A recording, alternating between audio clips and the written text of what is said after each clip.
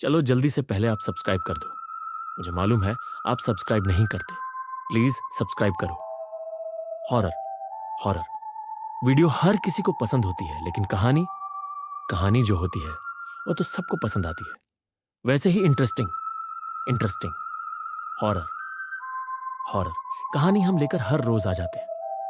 अगर आपको horror horror कहानियां बेहद पसंद है तो आप मेरे चैनल को लाइक लाइक और सब्सक्राइब सब्सक्राइब करें। और हर रोज खतरनाक खतरनाक दिल दहला देने वाली हॉरर स्टोरी, हॉरर कहानी सुने। यह कहानी बहुत ही खौफनाक है। यह वाकया मेरे साथ उस वक्त पेश आया था जब मैं एक शादी में शरीकन हुआ था। क्या आप भूत प्रेत पर यकीन करते हैं? अगर नहीं करते तो इस कहानी के बाद शायद कर लें, क्योंकि यह वाकया बिल्कुल असली और दहशत से भरा हुआ है। यह कहानी रामपुर गांव से शुरू होती है। जब मैं ग्रेजुएशन मुकम्मल करके अपने गांव वापस लौटा था, मैं नौकरी की तलाश में रोज शहर जाया करता था, मगर कहीं भी कोई नौकरी नहीं मिल रही थी। एक दिन मैंने ऑनलाइन देखा कि मेरे पास एक जॉब रिक्वेस्ट आई है। ये नौकरी मेरे लायक थी और मेरा गांव रामपुर से तकरीबन 90 किलोमीटर दूर एक जगह थी। नाम था बेहराम नगर। बेहराम नगर अच्छा खासा शहर था, मगर वहां के रास्ते में जंगल और बड़ी बड़ी सुनसान सड़कें भी थीं। उस नौकरी के इश्तिहार में लिखा था कि कमरा भी दिया जाएगा और तनख्वाह 30 से 40 हजार होगी। मैं बहुत खुश हो गया। सुबह होते ही मैंने अपनी माँ और छोटी बहन को अलविदा कहा और बस अड्डे के लिए रवाना हो गया। बस स्टेशन पहुंचते ही मैंने देखा कुछ लोग और भी थे जो बहराम नगर जा रहे थे। मैंने एक लड़के से बात करने की कोशिश की, मगर वह कुछ परेशान सा लग रहा था। मैंने उससे पूछा, भाई आप कहां से आए हो? उसने कोई जवाब नहीं दिया।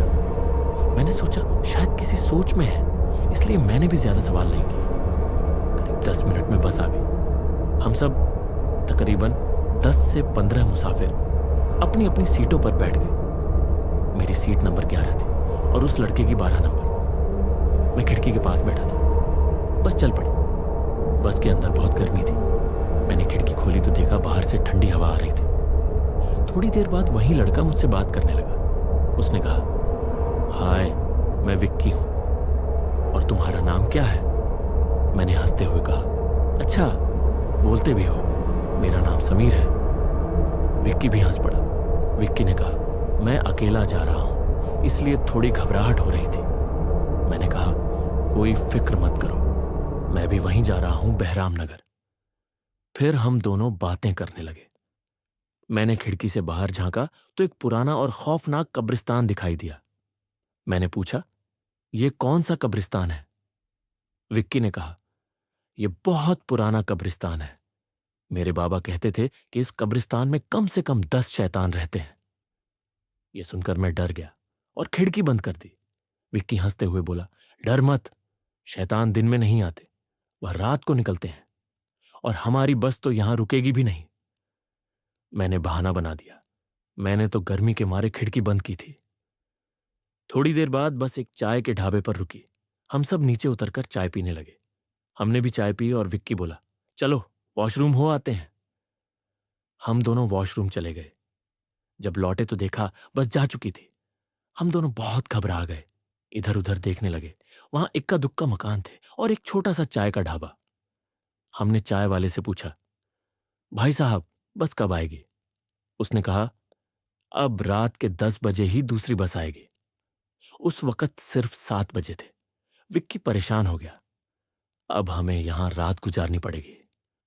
हमने सोचा कि उस चाय वाले से पूछते हैं कि कहीं रुकने का इंतजाम हो सकता है क्या। हम फिर से उसी ढाबे की तरफ बढ़े, लेकिन वहां पहुंचकर हमारी रूह कांप गई। वह चाय की दुकान जो कुछ देर पहले थी, अब वहां कुछ भी नहीं था। बस एक वीरान जगह थी। हमने आसपास के लोगों से पूछा, भाई साहब यहां चाय का ढाबा था ना? सबने हैरत से कहा, कौन सा ढाबा, यहां तो कोई चाय की दुकान नहीं है। हमने फिर कहा, अभी थोड़ी देर पहले तो यहीं चाय पी थी। लोग बोले, शायद तुम्हारे साथ कोई धोखा हुआ है।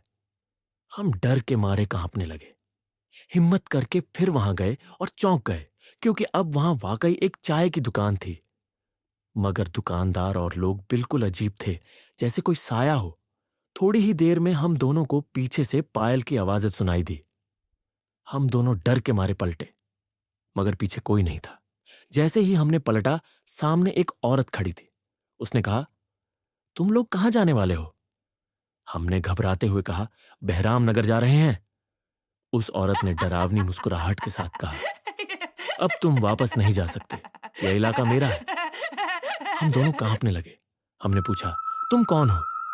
उसने कहा, मैं यहां 40 साल से भटक रही हूं, मुझे अब तक मुक्ति नहीं मिली। फिर वह औरत बोली, मैं तुम दोनों का गला काटकर तुम्हारा खून पी जाऊंगी। इतना कहकर वह औरत हवा में उड़ने लगी। उसका चेहरा भयानक था। पल्लू के नीचे से बड़े बड़े दांत, काला मुंह, मुंह से टपकता हुआ खून, लंबे नाखून जो उल्टे मुड़े हुए थे, और उसके लंबे लंबे बाल हवा में उड़ रहे थे। हम दोनों का डर के मारे बुरा हाल हो गया। पसीने पसीने हो गए। चिल्लाते हुए हम भागने लगे। सड़क भी जैसे लंबी होती जा रही थी। हम भागे जा रहे थे। अचानक दोनों गिर पड़े। सामने वही औरत हंसते हुए चली आ रही थी। वह बोली, भागो, जितना भाग सकते हो, यहां कोई तुम्हें बचाने वाला नहीं। उसी वक्त हमें उस चाय वाले अंकल की बात याद आई। उन्होंने कहा था, यहां भूत प्रेत रहते हैं। हम जान बचाकर उसी ढाबे की तरफ भागे और चाय वाले से कहा, अंकल प्लीज हमें बचा